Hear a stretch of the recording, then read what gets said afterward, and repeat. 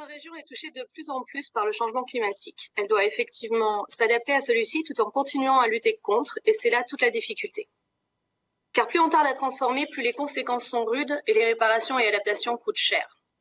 Au-delà des sommes à investir, toujours plus importantes, ces budgets doivent s'accompagner de politiques à la fois volontaristes et d'aides concrètes, mises en œuvre facilement pour que les politiques conduites soient réellement efficientes. Sur ce volet, notre région pourrait être plus accompagnante encore. Les acteurs nous confient souvent se sentir trop seuls face aux difficultés qu'ils rencontrent. En termes de trajectoire, outre la diminution, voire la suppression nécessaire de ce qui va à l'encontre de l'environnement, la transformation de nos pratiques afin qu'elles soient plus vertueuses qu'il faut viser à travers l'innovation et une certaine forme de frugalité. Or, notre région, créative et innovante, ne manque pas de ressources pour relever ces défis toujours plus pressants.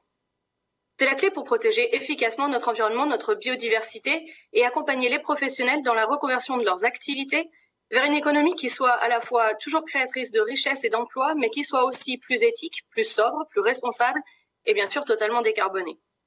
Votre rapport, dans son volet forêt, ne fait aucune référence au plan de relance gouvernemental présenté le 3 septembre dernier par le Premier ministre.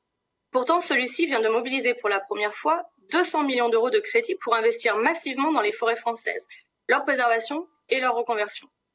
Alors cela n'est probablement qu'un oubli, mais nous aimerions que vous nous confirmiez que la région Auvergne-Rhône-Alpes a bien l'intention de profiter de cette ouverture de crédit exceptionnelle, car un certain nombre des ambitions annoncées dans votre délibération pourraient là être concrètement cofinancées par l'État.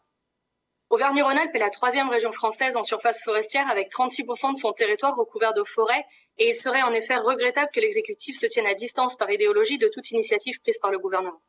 De la même façon, nous voulions porter à votre connaissance le rapport parlementaire de la députée Catelot, paru le 17 septembre dernier sur ce même sujet.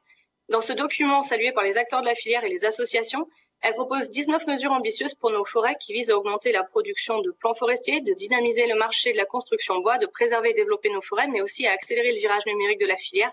De nombreuses propositions sont faites dans ce rapport qui pourraient utilement compléter la stratégie régionale et nous vous en recommandons sa lecture.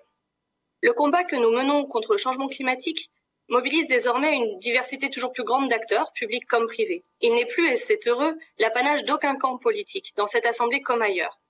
Les élus du groupe La Région En Marche soutiendront donc ce rapport et toute initiative à même de contribuer à ce combat qui doit transcender les familles politiques et les clivages, car il s'agit tout simplement de l'intérêt général de notre avenir comme celui des générations futures. Ne laissons pas de nouvelles partisaneries écologistes émerger et agissons ensemble pour obtenir non plus l'épanouissement de l'homme seul, mais bien celui de l'homme dans et avec son environnement. Ne divisons pas la société en pour ou contre, au risque de faire perdre plus de temps encore. Nous ne pouvons pas nous le permettre.